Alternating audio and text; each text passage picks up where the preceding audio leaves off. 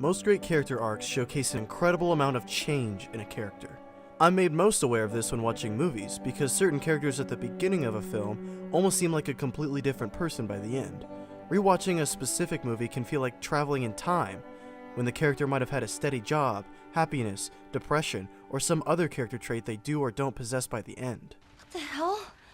I thought I was bitten. The very first dialogue of The Last of Us is Joel arguing with his brother Tommy about potentially losing his job. From the very beginning, Joel is struggling. His wife and Sarah's mother is gone from the equation. We don't know if she abandoned Joel or passed away, only that she isn't a part of his life anymore.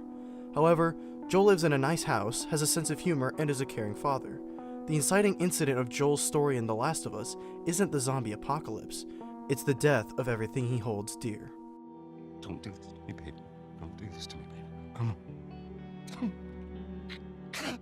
In the 20 years between Sarah's death and the proper beginning of Joel's adventure, we learn that Joel had done terrible things in order to survive, including joining the Hunters, a murderous group of scavengers.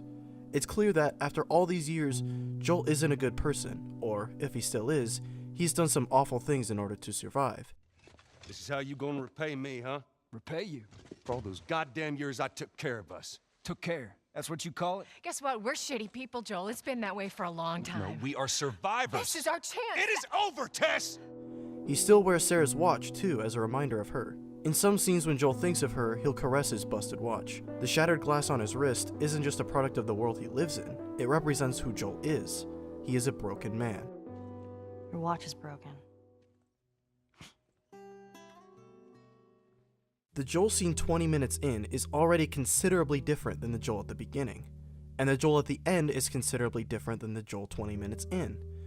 Just as Sarah forced change within Joel, so too does Ellie, which would explain his reluctance to helping Ellie as well as his eventual attachment to her. At first, he's afraid of having another young girl to look out for, especially in the world he's currently in. Deep down, he knows that Ellie will fill the role Sarah once had, and may end up the same way. So, he tries to distance himself from forming any kind of relationship with her. Joel does begin to trust Ellie more and more, and for better or worse, lets her into his heart. There are many moments of Joel and Ellie becoming closer, but one of the most subtle and most important is when Joel calls Ellie baby girl, just as he once did for Sarah. You're not baby girl. He tried to... Oh, baby girl. It's okay. It's okay. Joel. It's okay. Ellie seems like the constant variable in The Last of Us, but even she undergoes great change. It can be argued that her innocence is lost upon the death of Riley, but I'd say it's when she brutally kills David. It's one of the most pivotal moments for both Joel and Ellie. While she's no stranger to killing when necessary, it is the ending to one of the toughest events Ellie has ever faced. The death of Riley, the winter without Joel, and her position as the cure to the cordyceps virus all lead to Ellie becoming the person we see in the trailer for Part 2. The dynamic between Joel and Ellie seems to have shifted, now with Joel being the constant for Ellie. I feel sick. I'm gonna find... and I'm gonna kill...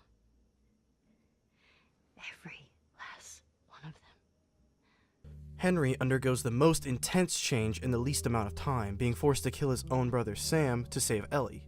At first, he's angry. He knows this would not have happened had Joel and Ellie never showed up in his life. If it wasn't for them, Sam never would have been bitten. However, what breaks Henry most is his self-blame.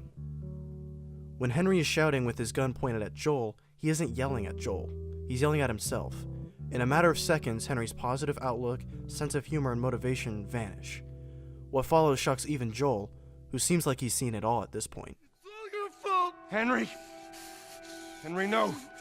Oh my god.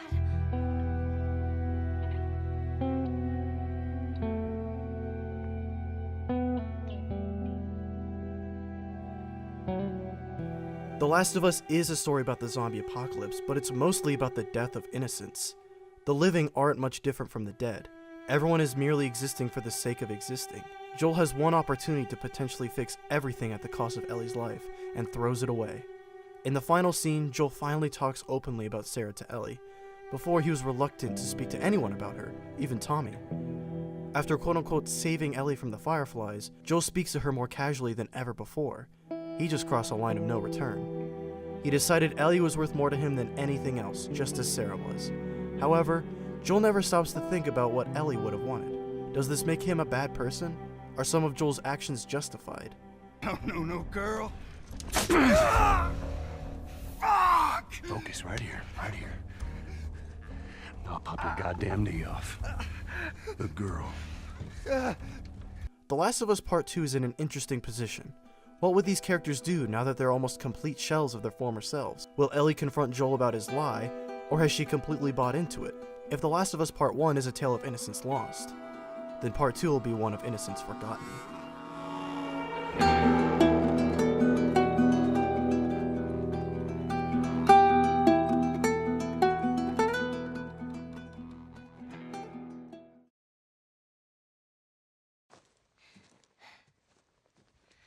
Hey, wait.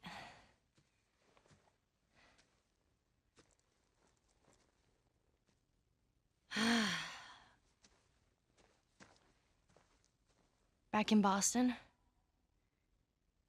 back when I was bitten, I wasn't alone.